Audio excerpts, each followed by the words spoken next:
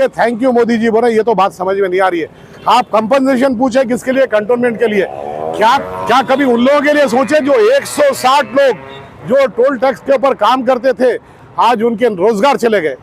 क्या उनके रोजगार छीन लिए बोल के मोदी जी को थैंक यू बोल रहे? उनके कंपनसेशन की बात करे कोई? अभी ये अप्रैल मई जून आने वाले 2 महीने बहुत क्रूशियल होते। अब उनके 160 लोग बोलते, उनके पीछे एक फैमिली में भी अगर 10 मेंबर है तो 1600 लोग को ये अफेक्ट हो रहा। 1600 लोग, 160 लोगों के जो परिवार है 1600 होते हैं, वो 1600 लोगों को अफेक्ट हो रहा। उनके बारे में कोई सोचा?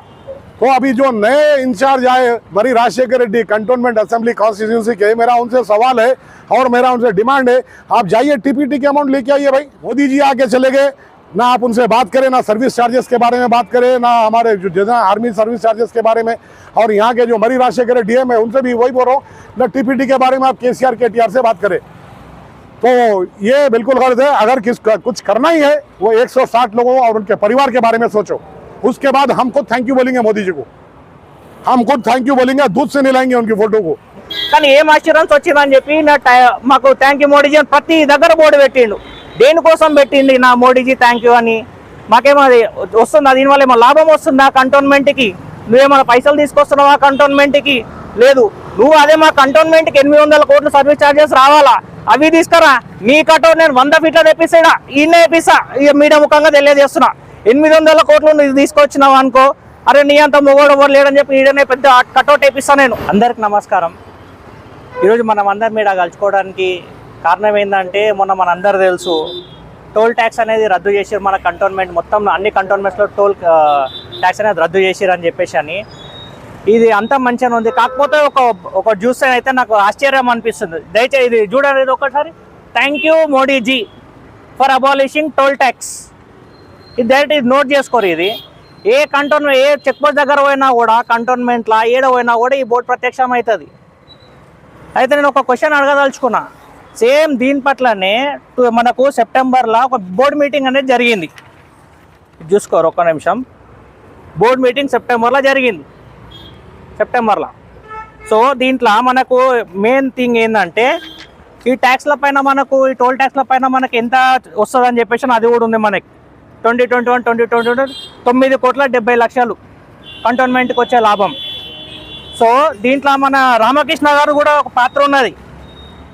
ఇది ఒకసారి జూమ్ చేయరు అన్న. ఇది Shri Ramakrishna nominated board member ఉంది కదా ఇక్కడ. అయినా ఒక క్వశ్చన్ అడిగిన అన్నమాట, అందరు కలిసి టోల్ ట్యాక్సులు తీసేయాలని అంటే, టోల్ ట్యాక్సులు తీయొద్దు, ఇవి మాకు కంటోన్మెంట్కి దీనివల్లనే లాభం వస్తుంది, మేము తీస్తే మాకు కొంచెం ఫైనాన్షియల్గా కొంచెం అన్స్టేబుల్ అవుతాము అని చెప్పేసి అని ఆయన చెప్పిండు. సో చెప్పి ఇంతకు ముందుకు మనకు జిఎస్టీ ఆక్ట్రై ద్వారా వీళ్ళు అబాలిష్ చేసినందుకు మన దగ్గర ఎంతైతే లాస్ వచ్చిందో దాన్ని ఎవరు కూడా బేర్ చేయలేదు. స్టేట్ గవర్నమెంట్ నుంచి కానీ, సెంట్రల్ గవర్నమెంట్ నుంచి కానీ మా కంటోన్మెంట్కి నష్టం వచ్చిందని చెప్పి ఆయనే చెప్పిండు ఇక్కడ.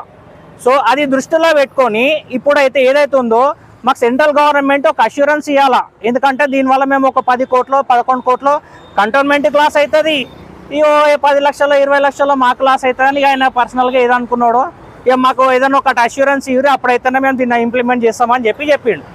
ఇదంతా మంచిది, మా కంటోన్మెంట్ కోసం కొట్లాడుతుంది కదా, మంచిది కదా అని మేము అనుకున్నాం. సడన్గా మళ్ళీ మొన్న గెజెట్ విడుదల చేయగానే ఇక మనకు ఇది గెజెట్ వచ్చింది.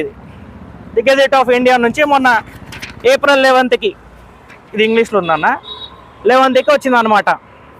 ఈ same omitted to be done before such resection ఇది వచ్చింది. అంటే ఉన్న పలంగా దీన్ని ఇంప్లిమెంట్ చేయాలా అని చెప్పేసి అని వచ్చింది. సో ఇంప్లిమెంట్ చేయాలని రాగానే మనకు ఏదైనా అష్యూరెన్స్ ఇస్తే కానీ మేము దీన్ని తీయము అని చెప్పేసి అని గట్టిగా చెప్పినటువంటి రామకృష్ణ బోర్డు మెంబరు ఒక డ్రామాచారి అని చెప్పుకోవచ్చు. ఆయన మతి భ్రమించింది అర్థమైతే లేదు, తెలివి తక్కువ మాట్లాడుతున్న అర్థమైతే లేదు, ఎట్లున్నాడో అర్థమైతే లేదు. ఎందుకంటే అప్పుడేమో మా కంటోన్మెంట్కి అష్యూరెన్స్ అని చెప్పి సెంట్రల్ గవర్నమెంట్కి 1 నేషన్ 1 ట్యాక్స్ అని మోడీ గారు చెప్తే, మరి బీజేపీ కార్యకర్త అయినటువంటి నామినేటెడ్ మెంబర్ ఈయననే అపోజిషన్గా వచ్చిండు. ఇట్లా వద్దు, మేము మాకు అవన్నీ వద్దు, మేము చేయము, మాకు ఇవన్నీ అవసరం లేదు అని చెప్పేసి అని. మాకు కావాల్సి మా కంటోన్మెంట్ కావాలా, మా కంటోన్మెంట్లో ట్యాక్సులు కావాలా, దాంట్లో వచ్చే పైసలు మాకు కావాలని చెప్పిండు. ఈయననే మోడీకి అపోజిషన్గా పోయిండు. మరి ఇప్పుడు చూస్తే థ్యాంక్ యూ మోడీజీ అని బోర్డు పెట్టిండు. అంటే ఈయనకు అష్యూరెన్స్ ఏ విధంగా వచ్చింది? లీగల్గా ఏమన్నా అష్యూరెన్స్ ఏమన్నా రిలీజ్ చేసిరా? మాకైతే ఇంట్లో గెజెట్లో అయితే ఏం లేదు అష్యూరెన్స్. మరి ఈయన పర్సనల్గా ఏమన్నా టెంట్లు వేసుకోవడానికి ఏమన్నా కాంటాక్ట్ వచ్చిందా? ఏడో మీటింగ్ అన్న కూడా ఏమన్నా టెంట్లు సామాన్లు సప్లై చేయమని చెప్పి ఏమన్నా కాంటాక్ట్ వచ్చిందా? ఇల్లీగా మాకైతే తెలియదు. ఇక దాని పర్సనల్ విషయం. కానీ ఏం అష్యూరెన్స్ వచ్చిందని చెప్పి మాకు థ్యాంక్ యూ మోడీజీ అని ప్రతి దగ్గర బోర్డు పెట్టిండు. దేనికోసం పెట్టింది నా మోడీజీ థ్యాంక్ యూ అని? మాకేమో అది వస్తుందా? దీనివల్ల ఏమో లాభం వస్తుందా కంటోన్మెంట్కి? నువ్వేమైనా పైసలు తీసుకొస్తున్నావా కంటోన్మెంట్కి? లేదు. నువ్వు అదే మా కంటోన్మెంట్కి 800 కోట్లు సర్వీస్ ఛార్జెస్ రావాలా, అవి తీసుకురా. నీ కటౌట్ నేను 100 ఫీట్ల తెప్పిస్తా, ఈయన తెప్పిస్తా. ఇక మీడియా ముఖంగా తెలియజేస్తున్నా, 800 కోట్లు నువ్వు తీసుకొచ్చినావు అనుకో, అరే నీ అంత మొగోడు ఎవరు లేడని చెప్పి ఈడనే పెద్ద కటౌట్ వేపిస్తా నేను. నీ మోడీజీది కూడా అటొకటి వేపిస్తాను, ఇది ఇక్కడ వేపిస్తా.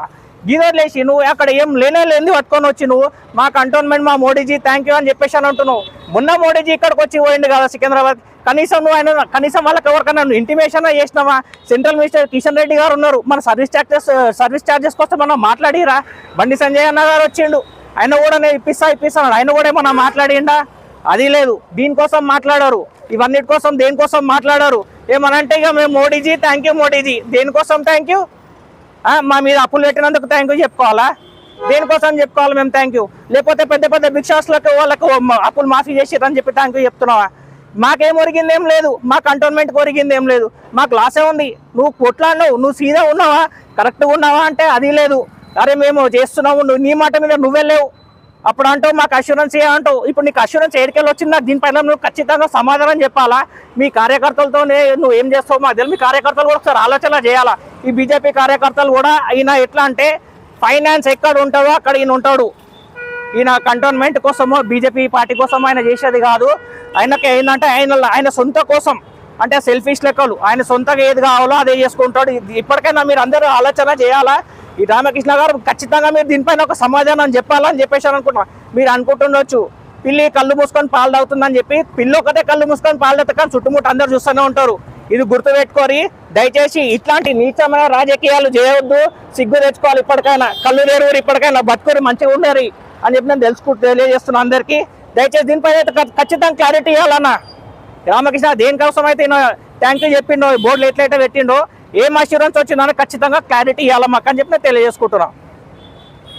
जी के ऊपर मेरे साथी भरत गजवेल भरत काफ़ी विश्लेषण दिए, उसको बिल्कुल डिटेल में बात करें और सभी इश्यूज़ को जो है कवर करें। लेकिन आज हम आप लोगों मीडिया को बुला के आपके ज़रिए पब्लिक को क्या बताना चाह रहे, जो असल दर्द है पब्लिक का, आवाम का, वो पब्लिक तक ले आना चाह रहे हैं। ये हमारे जिस तरह से स्पेशल बोर्ड मीटिंग में जो भी हुआ डिसीजन, इसके बारे में विस्तार से उन्होंने बता दिया।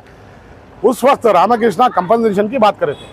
कंपनसेशन बोले थे हमारे को स्टेट गवर्नमेंट सेंट्रल गवर्नमेंट आता है। स्टेट गवर्नमेंट का तो एक अलग मसला है, सेंट्रल गवर्नमेंट कंपनसेशन देना बोले, ये अगर टोल टैक्स अबॉलिश कर रहे तो जब तक इसको करने देंगे बोले। लेकिन जिस वक्त वन टैक्स वन नेशन हुआ, उस वक्त सबसे बड़ा रिलीफ ऑक्ट्राय का हुआ। ऑक्ट्राय को अबॉलिश कर दिए।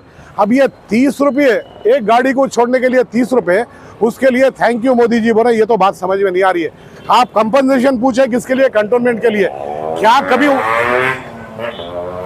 उन लोगों के लिए सोचे जो 160 लोग जो टोल टैक्स के ऊपर काम करते थे, आज उनके रोजगार चले गए? क्या उनके रोजगार छीन लिए बोल के मोदी जी को थैंक यू बोल रहे? उनके कंपनसेशन की बात करे कोई? अभी ये अप्रैल मई जून आने वाले 2 महीने बहुत क्रूशियल होते। अब उनके 160 लोग बोलते, उनके पीछे एक फैमिली में भी अगर 10 मेंबर है तो 1600 लोग को ये अफेक्ट हो रहा। 1600 लोग, 160 लोगों के जो परिवार है 1600 होते हैं, वो 1600 लोगों को अफेक्ट हो रहा। उनके बारे में कोई सोचा? उनका कैसा होगा गुजारा? आने वाले स्कूल के दिन है, स्कूल के फीसेज है, अभी त्यौहार है, ईद है, ये लोग कैसा करेंगे? इनके बारे में रामकृष्ण आप कंपनसेशन पूछे? फिर किस बात का थैंक यू कर रहे आप? किस बात का शुक्रिया अदा कर रहे? आपकी सरकार, बीजेपी सरकार हाईवेज पे जो टोल टैक्स है, टोल प्लाजा से वहां पे भारी रकम वसूल कर रहे हैं। अब तो ये मालूम हुआ कि गवर्नमेंट व्हीकल्स को भी जो है, मतलब आरटीसी बसेस को भी टोल टैक्स ले, वहां पे टोल लेने वाले हैं, टोल पे, टोल गेट के बगैर नहीं जा सकते। तो ये भी बोझ आवाम को पड़ेगा क्या? इसके लिए थैंक यू बोल रहे हैं आप? और यहाँ पर बोर्ड में जो फंड्स रहते थे, आते थे, उसके बारे में अभी बोला 700-800 करोड़ की बात है, वो तो ना उन्होंने दे रहे, ना यहाँ पे स्टेट गवर्नमेंट दे रही, बीआरएस गवर्नमेंट। तो अभी जो नए इंचार्ज आए Marri Rajasekhar Reddy cantonment assembly constituency के, मेरा उनसे सवाल है और मेरा उनसे डिमांड है, आप जाइए टीपीटी के अमाउंट लेके आइए भाई। टीपीटी के लाके दे, फिर यहाँ पर कंटोनमेंट के सीईओ को प्रेशर डाल रहे हैं कि भाई काम नहीं कर रहे, तो फंड हाथ में नहीं रह के कैसा काम करेंगे बताइए। फिर भी मधुकर नायक साहब जो भी फंड है उसको बिल्कुल इक्वली बैलेंस करते हुए, जहाँ पर भी ज़रूरी है, एसेंशियल है, वहाँ पर काम करके, कहीं पे रोड बिछाना है, कहीं पे कुछ करना है, ड्रेनेज है, वो तो काम कर रहे हैं, उसके बाद भी उनके ऊपर प्रेशर डालना ये गलत बात है। आप पहले फंड्स लाइए। रामकृष्णा, आपके मोदी जी आके चले गए ना, आप उनसे बात करें, ना सर्विस चार्जेस के बारे में बात करें, ना हमारे जो आर्मी सर्विस चार्जेस के बारे में, और यहाँ के जो मरी राजशेखर डीएम है उनसे भी वही बोल रहा हूँ, ना टीपीटी के बारे में आप केसीआर केटीआर से बात करें। तो ये बिल्कुल गलत है। अगर कुछ करना ही है, वो 160 लोगों और उनके परिवार के बारे में सोचो। उसके बाद हम खुद थैंक यू बोलेंगे मोदी जी को, हम खुद थैंक यू बोलेंगे, दूध से मिलाएंगे उनकी फोटो को। और हमारा जो टीपीटी आना स्टेट गवर्नमेंट से, बीआरएस से, अगर मरी राजशेखर रेड्डी इसको कोशिश करके पूरा जितना भी बैलेंस है कंटोनमेंट को ला के अगर बोर्ड को देते हैं, सीईओ साहब को बोलते हैं जब काम करने के लिए, हम खुद मरी राजशेखर रेड्डी साहब की गुलपोशी करेंगे। ये खाली जबानी जमा खर्च से होने वाला काम नहीं है। आप लोग सिर्फ फोटोशूट खंडवा वो पेन लेके ये झूठे शान में रहना छोड़ दीजिए। मैं दोनों पार्टी के लीडरों से बोल रहा हूँ, रामकृष्णा साहब, आप कंपनसेशन दिलाना, ये 6 महीने का सैलरी कम से कम कंपनसेशन दिलाना जो वर्कर्स थे टोल टैक्स के ऊपर, आज उनके बारे में कोई नहीं सोच रहे।